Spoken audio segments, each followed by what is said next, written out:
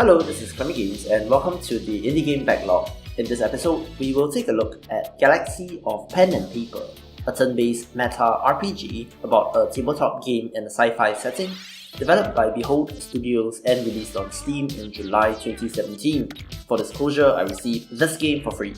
This game is the follow-up to Knights of Pen and Paper by the original developer, who are also behind one of my favourite tactical RPGs in Chroma Squad. With Galaxy of Pen and Paper, they have streamlined some of the more finicky bits of the earlier title and added in elements which expand upon the gameplay, and the result is an atypical RPG with clever references to other media. The game begins on a night in 1999, where a group of friends decide to sit down to play a tabletop RPG in the vein of Dungeons & Dragons, but in a sci-fi setting instead. You have to choose the appearance of your game master and the two characters that you are playing as, specifying their characteristics, race, and class. From there is a loose story, but your input is what makes the game a little different than most RPGs in that you are playing the role of both game master and players. For example, you can specify how many enemies will spawn in on a battle, increasing the difficulty accordingly, since as the player characters, you then have to do your best to complete the battle. You start on the sandy planet of Tenton, working more or less as a slave for the used spaceship dealer Vestro. When a mysterious spaceship crashes onto the planet, the intergalactic police arrive and accuse Vestro of selling poor quality ships, which does coincidentally free you from your servitude, leaving your adventurers free to explore the stars. The core combat here is a turn-based RPG, complete with a turn order list and everything. As mentioned, as the GM, you are able to select the number of enemies that will be in the battle, with a larger number meaning a higher difficulty, which rewards you with more coin, XP, and increased treasure drop rates. The player characters have a selection of abilities and traits, which are affected by the choices that you make at the start, with the default option being a basic attack.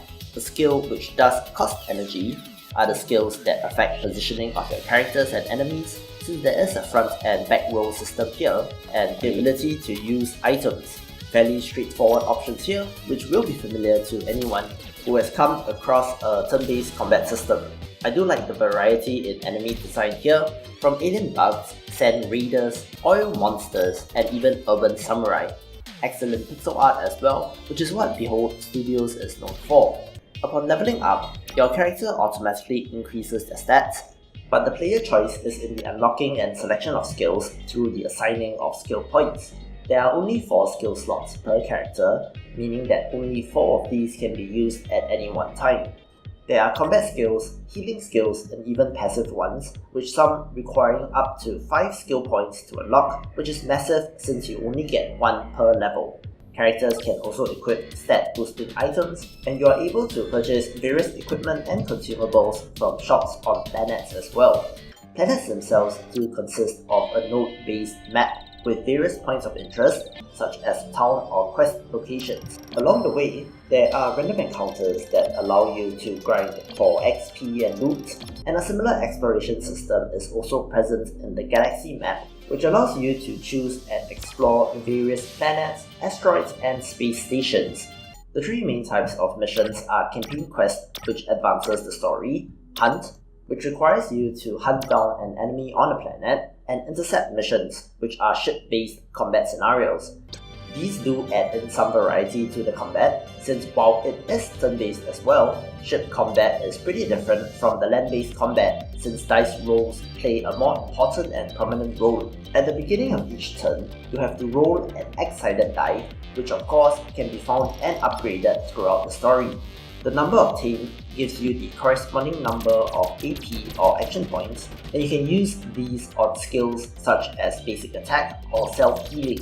Consecutive uses of a particular action within a turn will increase its AP cost, and there are various items that you can use if the die roll does not go your way. Finally, I have to touch upon the meta layer in the game, which can be charming if you, like me, do enjoy such things. For example, upon the ship crashing onto the planet, one of the players actually points out that according to the meteor impact rule from the core book, the crashing of the ship will actually kill the players, to which the GM replies that the golden rule is that the GM has the final word, but of course, these powers should not be used in vain.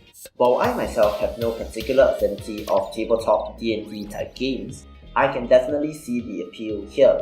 Also, the background does occasionally shift back into the real world, into the bedroom of the GM, whenever there is a fourth wall breaking type moment, such as being interrupted by the GM's mother.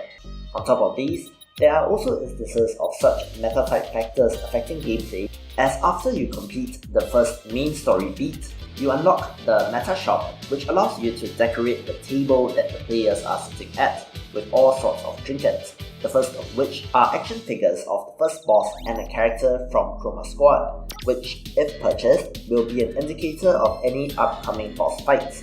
Overall, I think that Galaxy of Pen and Paper is another quality title from the developers at Home Studios. It is a smart, light-hearted RPG with meta elements which can be particularly appealing to the tabletop gamer, but is nonetheless unique for everybody else.